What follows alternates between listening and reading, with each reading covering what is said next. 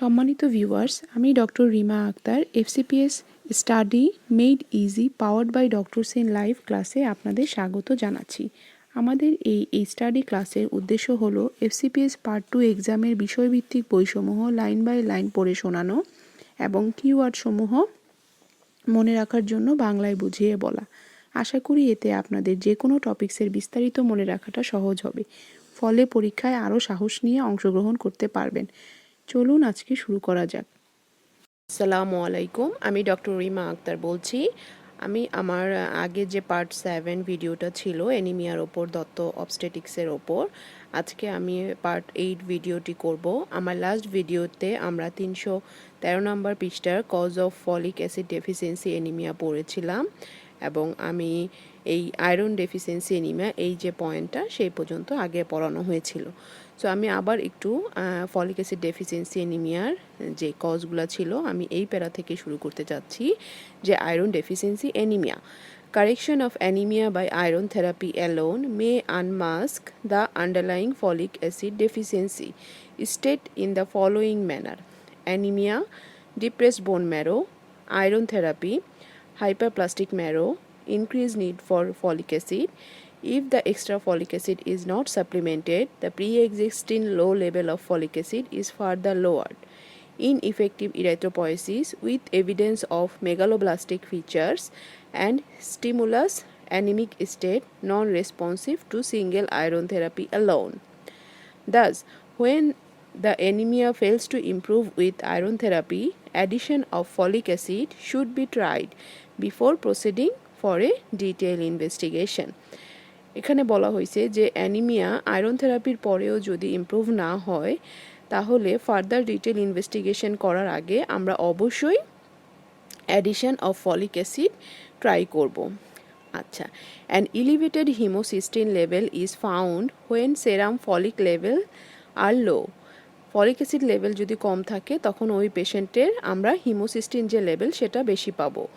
Women with high homocysteine level are at increase of preeclampsia, preterm labor and IUGR. Evaluation of methyl malonate and homocysteine levels can be used to determine folate from vitamin B12 deficiency. আচ্ছা, এটা বলছে যে vitamin B12 এর জন্য megaloblastic anaemia হয়েছে না folate ডেফিসিয়েন্সির জন্য। এটা আমরা কিভাবে বুঝবো? মিথাইল ম্যালোনেট আর হিমোসিস্টিন যে লেভেলটা এটা করে বুঝবো।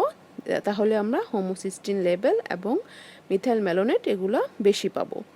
Increased methyl malonate and folate levels indicate vitamin B12 deficiency, whereas increased homocysteine and normal methyl malonate indicate folate deficiency. তাহলে আমরা খেয়াল করি যে ফলেট আর মিথাইল ম্যালোনেট যদি বেশি থাকে সেটাতে আমরা বুঝবো ভিটামিন B12 ডেফিসিয়েন্সি হয়েছে, আর যদি হিমোসিস্টিন বেশি কিন্তু মিথাইল ম্যালোনেট নর্মাল তাহলে সেটা ফলেট ডেফিসিয়েন্সি। এই লাইন দুইটা খুবই ইম্পর্ট্যান্ট। তারপরে হচ্ছে iron deficiency is common with folic acid deficiency.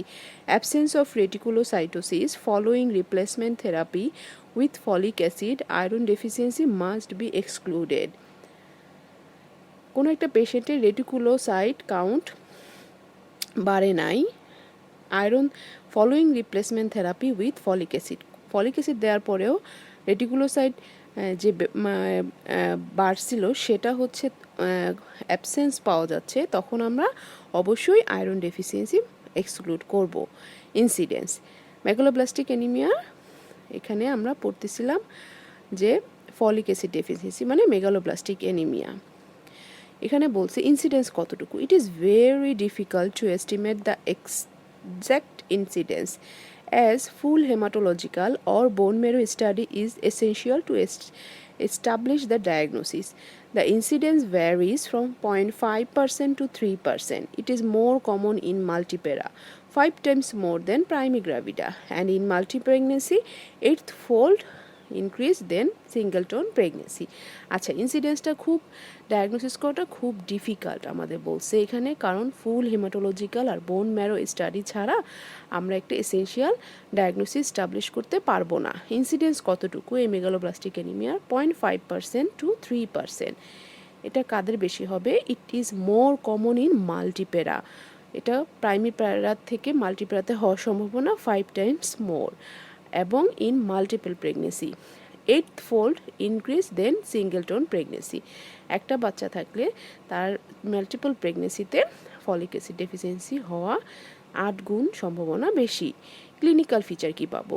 The onset is usually insidious and is first relevant in the last trimester or may be acutely manifested in early puberty. এটা হচ্ছে 1 number point. Number 2, anorexia or protracted vomiting.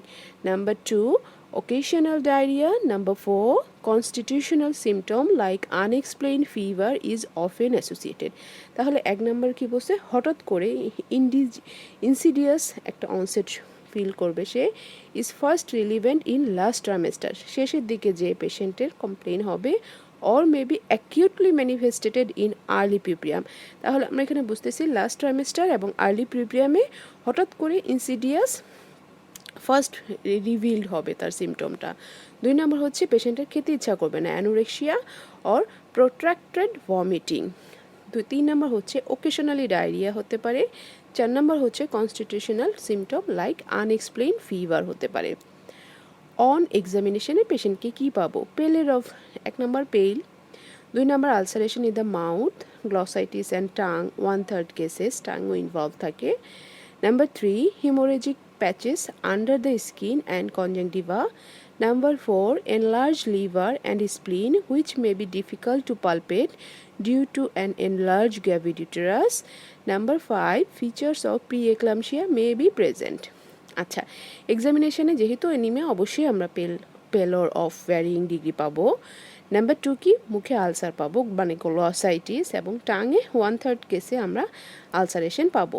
কথাটা হচ্ছে ulceration in the mouth, glossitis and tongue 1/3 cases. Number 3 কি পাবো? Haemorrhagic patches under the skin and conjunctiva. Number 4 আমরা enlarge liver স্প্লিন থাকতে পারে, আমরা পেতে পারি, but which may be difficult to palpate due to an enlarged gravid uterus. Number 5, features of preeclampsia may be present, 2.5 times increased. আচ্ছা, এবার 313 নম্বর পেজটা আমাদের শেষ। এখন 314 নম্বর পেজে যাব। হেমাটোলজিক্যাল, এখন একটা পেশেন্ট মেগালোপ্লাস্টিক অ্যানিমিয়া নিয়ে আসছে, আমরা কি কি ইনভেস্টিগেশনে কি কি ফাইন্ডিং পাবো? Haematological examination and other blood values. Number 1, hemoglobin level is usually below 10 gram percentage. Number 2, stained blood film, presence of any two of the following features in the peripheral blood, but more often seen in Buffy coat preparations are diagnostic. আচ্ছা, haemoglobin 10-এর কম পাবো যদি আমরা PBF করি, peripheral blood film. এখানে আমরা কি বলবো? Presence of any two of following features in the peripheral blood but more often seen in buffy coat preparations are diagnostic. আমরা নিচে কতগুলো ফিচার বলবো, এখানে যদি 2টা ফাইন্ডিং আমরা পাই তাহলে এটা মেগালোব্লাস্টিক অ্যানিমিয়ার ফেভারে যাবে। নাম্বার 1 কি পেতে পারি আমরা পিভিএফে? Hyper segmentation of the neutrophil, 5 or more lobe, একটা নিউট্রোফিলের 5 or more lobe, hyper segmentation of neutrophil 1 number point. 2 number হচ্ছে macrocytosis and anisocytosis.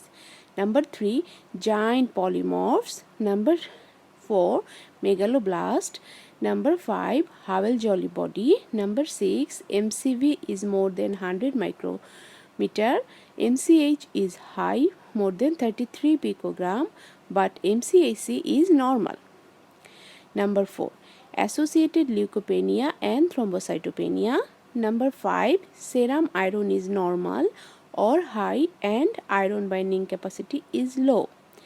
Number 6, red cell folate is below 3 nanogram per ml. Normal non-pregnant level being 2.8 to 8 nanogram per ml. Number 7, serum vitamin B12 level is below 90 picogram per ml. Normal level is 300 picogram per ml. Number 8, serum bilirubin may be raised. Bone marrow shows megaloblastic erythropoiesis. আচ্ছা, এখানে আমরা কিভাবে blood টেস্টটা করব আমি আরেকবার বলি। 1 নম্বর হচ্ছে হিমোগ্লোবিন লেভেল দেখব, 2 নম্বর হচ্ছে পিভিএফ করব, 3 নম্বর আমরা ব্লাড ইন্ডিসিসগুলো করব, এমসিভি, এমসিভি, এমসিএইচ, এমসিএইচসি। এটা হচ্ছে 3 নম্বর পয়েন্টে ব্লাড ইন্ডিসিসগুলা। তারপরে 4 নম্বর হচ্ছে কি ওই পেশেন্টের লিউকোপেনিয়াও থাকবে, থ্রোম্বোসাইটোপেনিয়াও থাকবে। 5 নম্বর হচ্ছে যে আয়রন নর্মাল থাকবে কিন্তু আয়রন বাইন্ডিং ক্যাপাসিটিটা লো হবে। আয়রন নর্মালও থাকতে পারে, হাইও থাকতে পারে, কিন্তু আয়রন বাইন্ডিং ক্যাপাসিটিটা কমে যাবে। 6 নম্বর হচ্ছে রেড সেল ফলেট যেটা, সেটা 3 ন্যানোগ্রাম পার এমএল এর নিচে নেমে যাবে, কারণ নর্মালি এটা নন প্রেগনেন্টে আমাদের 2.8 to 8 ন্যানোগ্রাম পার এমএল থাকবে। The complication of iron deficiency anemia are mentioned before. The following are the special complication in megaloblastic anemia. Number 1 কি miscarriage হতে পারে, number 2 dysmaturity, number 3 prematurity, number 4 abruptio placenta, number 5 fetal malformation such as cleft lip, cleft palate, neural tube defect. There is association between preconceptional folate deficiency and neural tube defects. আচ্ছা, তাহলে megaloblastic যে কমপ্লিকেশনগুলো অ্যানিমিয়ার কি হতে পারে? 1 নম্বর abortion হয়ে যেতে পারে, 2 নম্বর কি ডিসম্যাচুরিটি, প্রিম্যাচুরিটি হয়ে যেতে পারে, অ্যাব্রাপশিও প্লাসেন্টা হতে পারে, ফিটাল ম্যালফরমেশন হতে পারে, কি cleft lip, cleft palate, neural tube defect. There is association between preconceptional folate deficiency and neural tube defect. আচ্ছা, এবার কি বলছে, প্রোফাইল্যাক্টিং থেরাপি কি হতে পারে? All women of reproductive age should be given 400 microgram of folic acid daily. Additional amount 4 milligram should be given in situation where the demand is high. Such conditions are multiple pregnancy, patient having anticonvulsant therapy, hemoglobinopathies, or associated chronic infection or disease. Women who have infants with neural tube defects should be given 4 milligram of folic acid daily beginning 1 month before conception to about 12 weeks of pregnancy. Prophylactin therapy আমরা তো জানি যে all women of reproductive age should be given 400 microgram of folic acid daily. আচ্ছা, reproductive এজের যে মহিলাগুলো আছে তাদেরকে আমরা প্রতিদিন 400 মাইক্রোগ্রাম করে দিব। অ্যাডিশনাল অ্যামাউন্ট কাদেরকে আমরা 4 মিলিগ্রাম দিব। কিছু কিছু কন্ডিশন আছে যাদের ডেইলি 4 মিলিগ্রাম করে দিতে হবে। তারা হচ্ছে মাল্টিপল প্রেগনেন্সি, যারা অ্যান্টিকনভালসেন্ট থেরাপিতে ছিল, 3 নম্বর হচ্ছে হিমোগ্লোবিনোপ্যাথিস আছে or associated chronic infection or disease আছে। আচ্ছা, এখন বলছে কোনো একটা মহিলা যার আগে নিউরাল টিউব ডিফেক্ট হয়েছিল কোনো ইনফ্যান্টের, যদি হিস্ট্রি বলে তাহলে আমরা কনসেপ্ট করার 1 মাস আগে থেকে ওই পেশেন্টকে 4 মিলিগ্রাম করে ফলিক অ্যাসিড খাওয়াবো প্রতিদিন, এবং প্রেগনেন্ট হওয়ার পরেও আপ টু 3 মান্থস পর্যন্ত আমরা 4 মিলিগ্রাম করে ফলিক অ্যাসিড দিব। আচ্ছা, এগুলো হচ্ছে প্রোফাইল্যাক্টিং থেরাপি। ম্যাডাম যদি জিজ্ঞেস করে যে তুমি মেগালোব্লাস্টিক অ্যানিমিয়া যাতে প্রেগনেন্সিতে না হয় প্রোফাইল্যাক্টিং কী দিবা, তখন আমাদের এই প্যারাটা বলতে হবে। এবার হচ্ছে মেগালোব্লাস্টিক অ্যানিমিয়ার কিউরেটিভ ট্রিটমেন্ট কী আছে। Specific therapy includes daily administration of folic acid 4 milligram orally, which should be continued for at least 4 weeks following delivery. Supplementation of 1 milligram of folic acid daily along with iron and nutritious diet can improve pregnancy induced megaloblastic anemia by 7 to 10 days. Response is evidenced by sense of well-being and increased appetite, increased in reticulocyte, leukocyte and thrombocyte count, rise in hemoglobin level. Folic acid should never be given without supplementation of iron. Supplementary intramuscular vitamin B12 100 microgram daily or an alternate days may be added when response to folic acid alone is not adequate. Ascorbic acid 100 milligram tablet thrice daily enhances the action of folic acid by converting it into folinic acid. আচ্ছা, এখানে কিউরেটিভে তাহলে কি বলছে যে আমরা প্রতিদিন orally 4 milligram করে দিব, এবং এটা ফলোয়িং ডেলিভারি 4 উইকস পর্যন্ত আমরা এটা কন্টিনিউ করব।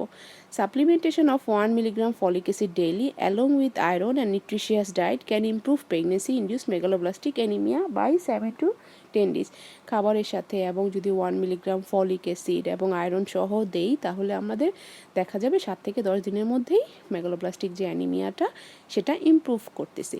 কিভাবে বুঝবো যে পেশেন্টের ইমপ্রুভ হচ্ছে? 1 নম্বর হচ্ছে patient sense of well being এবং ক্ষুধা বেড়ে যাবে, ইনক্রিজ অ্যাপাটাইট। 2 নম্বর পয়েন্ট বলছে যে reticulocyte count, WBC platelet count বেড়ে যাবে। 3 নম্বর হচ্ছে হিমোগ্লোবিন লেভেল বেড়ে যাবে। ঠিক আছে, এখন বলছে ফলিক অ্যাসিড কখনোই উইদাউট সাপ্লিমেন্টেশন অফ আয়রন দেওয়া ঠিক নয়। Supplementary intermuscular vitamin B12 100 microgram daily অথবা অল্টারনেটিভ ডেতে may be added when response to folic acid alone is not adequate. আচ্ছা, ফলিক অ্যাসিড দিচ্ছি কিন্তু ইমপ্রুভ হচ্ছে না, তখন আমরা কি করব? প্রতিদিন অথবা এভরি অল্টারনেটিভ ডেতে vitamin B12 100 microgram intramuscular injection দিতে পারবো। আরেকটা কথা বলছে যে অ্যাসকর্বিক অ্যাসিড 5 মিলিগ্রাম আমরা ডেইলি দিব 3টা ট্যাবলেট করে। এটা কি হবে? ফলিক অ্যাসিডটাকে সহজে ফলিক অ্যাসিডে কনভার্টিংয়ে সাহায্য করবে। আচ্ছা, এরপরে আমরা বলি ডাইমরফিক অ্যানিমিয়া। ডাইমরফিক অ্যানিমিয়া কি? This is the most common type of anaemia met with in the ট্রপিক্স। It is related to dietary inadequacy or intestinal malabsorption.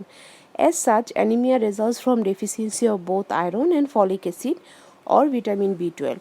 While there is polydeficiency state, the hematological findings or the bone marrow picture usually show predominance of one deficiency. The red cells become macrocytic and normocytic and hypochromic and normochromic. Bone marrow picture is predominantly megaloblastic as the folic acid is required for the development of number of red cell precursors. The treatment consists of prescribing both the iron and folic acid in therapeutic doses. আচ্ছা, dimorphic অ্যানিমিয়াতে কি বলছে? This is the most common type of anaemia met with in ট্রপিক্স।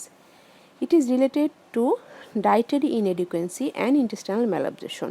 কেউ যদি খাবার inadequate খায় এবং ম্যালঅ্যাবজর্পশন থাকে তাদের ক্ষেত্রে এটা বেশি হবে। As such anaemia results from deficiency of both iron and folic acid or vitamin B12।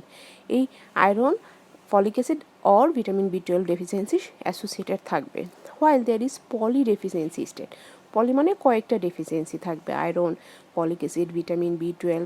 The haematological findings or bone marrow picture show predominance of one deficiency. বলছে যে যদিও হেমাটোলজিক্যাল ফাইন্ডিং এবং বোন ম্যারোতে একটা ডেফিসিয়েন্সির পিকচারই বেশি ভালো আসবে। The red cell become macrocytic or normocytic or hypochromic or নর্মোক্রোমিক। Bone marrow picture is predominantly megaloblastic as the folic acid is required for the development of the number of red cell precursors. The treatment consists of prescribing both the iron folic acid in therapeutic doses. আচ্ছা, এরপর আমরা যাব aplastic anaemia. Aplastic anemia is rarely seen in pregnancy. There is marked decrease in marrow stem cells. Exact cause is unknown. It may be immunologically mediated or may be an autosomal recessive inheritance. In about 30% of cases, anemia improves once pregnancy is terminated. The significant complications in pregnancy are hemorrhage and infection. Aplastic anaemia সম্বন্ধে কি বলছে যে এটা খুব rare প্রেগনেন্সিতে এবং দেখা যাচ্ছে যে বোন ম্যারো স্টেম সেলগুলো মার্কলি ডিক্রিজড হবে। এক্স্যাক্ট কজ আমরা জানি না, এটা ইমিউনোলজিক্যালি মিডিয়েটেড হতে পারে অথবা অটোজোমাল রিসেসিভ ইনহেরিটেন্স হতে পারে। ইন 30% কেসে কি হবে? অ্যানিমিয়া ইমপ্রুভ করবে once pregnancy is terminated. The significant complication in pregnancy are haemorrhage and infection. আচ্ছা, এটা খুব ইম্পর্টেন্ট। আমরা এখন 315 নম্বর পেজে যাব। Scheme of investigation and specific therapy for anaemia. প্রেগনেন্সিতে একটা পেশেন্ট আসলো যার হিমোগ্লোবিন আমরা পেলাম 9 গ্রাম পার ডেসিলিটার অথবা 9-এর চেয়ে কম এবং হেমাটোক্রিট 30%-এর কম। তখন আমরা কি ইনভেস্টিগেশন শুরু করব।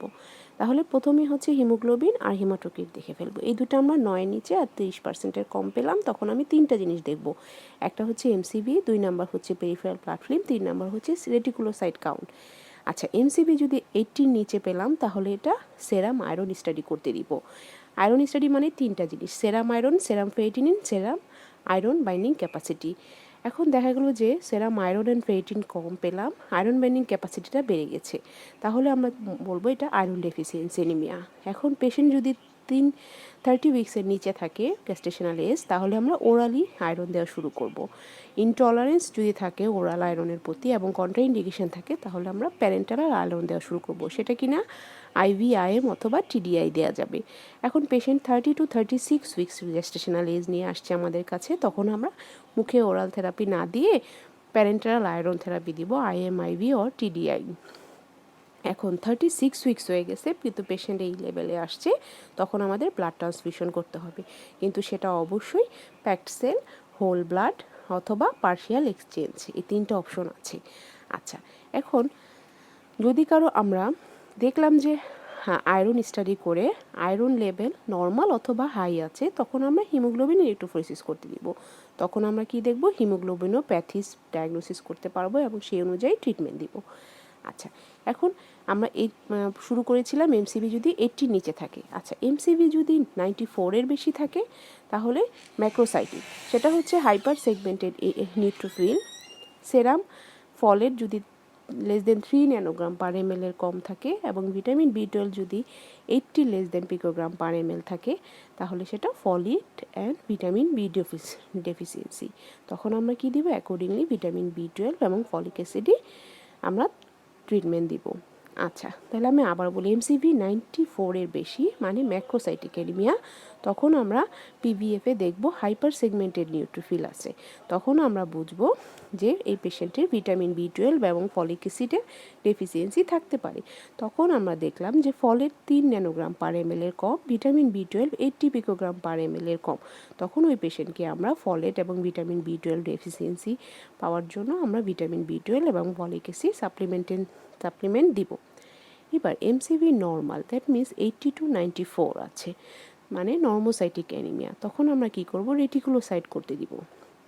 রেটিকুলোসাইট যদি নর্মাল অথবা লো থাকে, তাহলে এটা কি কারণে হতে পারে, মেবি কোনো drugs, chronic disease, bone marrow pathology থাকতে পারে। এই ট্রিটমেন্ট কী দেব, থেরাপি স্পেসিফিক টু কজ।